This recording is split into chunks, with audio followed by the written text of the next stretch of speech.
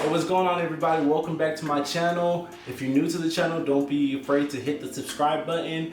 And I also want to say thank you guys for showing me so much love and support on my last video. I will be producing more content, like I said, in the future. Today's topic is going to be on men's physique. So I will be doing a classic physique video later on and different kind of videos, but for today it's just men's physique.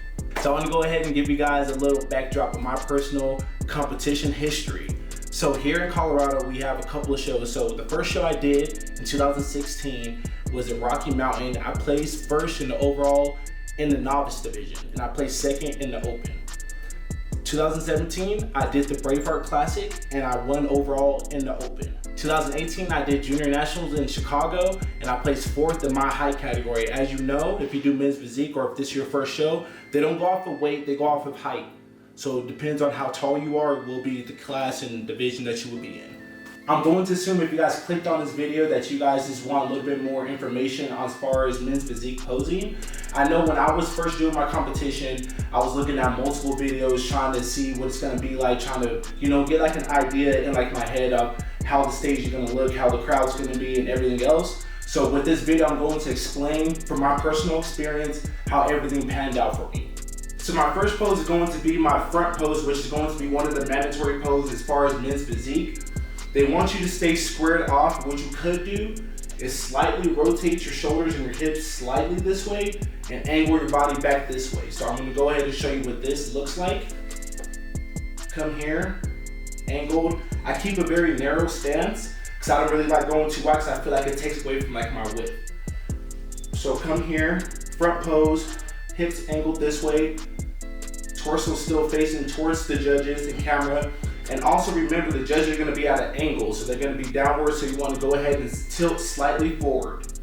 Always want to smile and look at the judges, and everything goes super fast. Okay, so now my second pose is going to be on me transitioning from my front mandatory pose to my personal style secondary pose, which looks something like this. So what I do is take this foot and I spike it back, and this is one of my better shots. My hand on hip while I'm still flexing my left arm.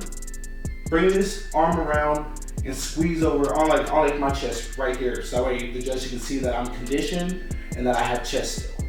Personally, I chose that pose because I feel like that suits my body better. Now, a different pose might suit you better. You can transition from your mandatory pose straight to your back pose, whatever you feel. But I personally think whenever I come in condition that my side and my obliques really show like really well. So I want to show the judges that I'm conditioned, and that's the reason why I do that secondary pose.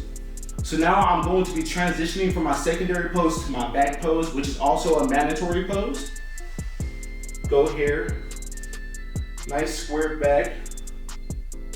You want to make sure that your arms are nice and squared off and nice and even, because I know sometimes I had a really bad history of raising this shoulder up or raising this shoulder up and not being even. You want to make sure everything is perfectly lined.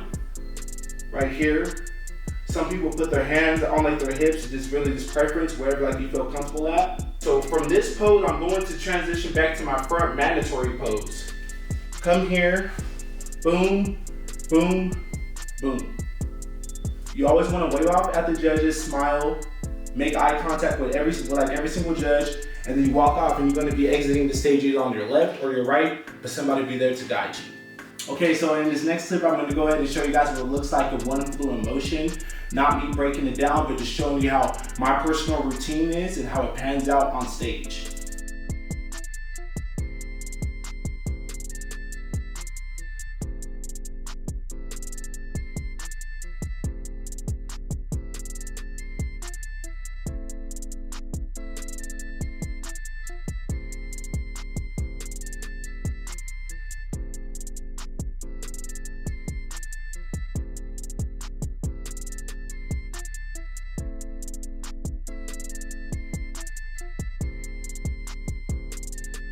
So I want to go ahead and provide you guys a little bit more information than what I had when I went into my first show, and hopefully it works out best. So what you're going to be expecting as far as Friday, usually they do the spray tan a night before the show.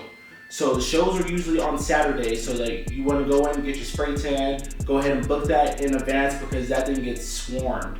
So you want to go ahead and book your spray tan, which is going to be Friday, to get your first coat. Next day, which is Saturday, which is going to be show day, this is when it really actually matters. So after you wake up, you want to make sure you wake up at least 2 hours early so you can just mentally just be ready. You're not really too nervous or anything. Make sure you're ready. Get like your meals in, whatever you and your guru or your coach really come up with. Make sure you eat that, you do everything, make sure that you're on time. I know a couple people that actually done it, like did all the work for 12 weeks, put in the relentless, countless hours of physical work, dieting, and everything, and the day of the show they missed it because they woke up late. Set a couple alarms if you have to, so that way you make sure that you're on time. So before you go on stage, they're gonna give you a list. You're gonna be in your height category, so whatever height you are, you're gonna be in a certain category. Remember, the morning show is most important, so you wanna make sure that you peak and you look excellent at the morning show. The night show also matters too, but the judges usually do mainly all of their judging during the morning, pre-judging. So make sure that you do not have any hiccups, you practice like your routine, you practice your posing, you take in all your carbs, you carb up right, you don't carb overload, or you don't take as, you wanna make sure you do everything. Backstage, they will allow you to do a pump up. So you have 20-pound dumbbells, you know, there will be a bunch of people back there trying to pump up and do push-ups, whatever it is.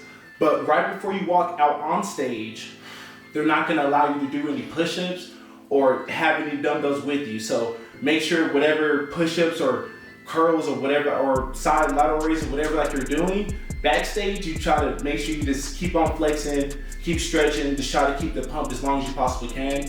You're gonna be super depleted and tired, I know, but trust me, when you step out on stage, you're only gonna get like 5 minutes to show off whatever you bring inside the stage. So if you dieting for 24 weeks, dieting for 8 weeks, 12 weeks, whatever it is, you only get one chance to show it off, so make sure that that one chance actually counts.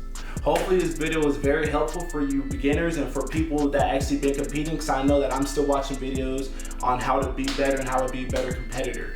So like I said, if you are new to the channel, don't be afraid to hit the subscribe button. Thank you for all your support and love. I really do appreciate it. Also, leave a comment down below so that way I can go over these comments. That way I can see what you guys are interested in seeing next. Until next time, thank you guys for tuning in.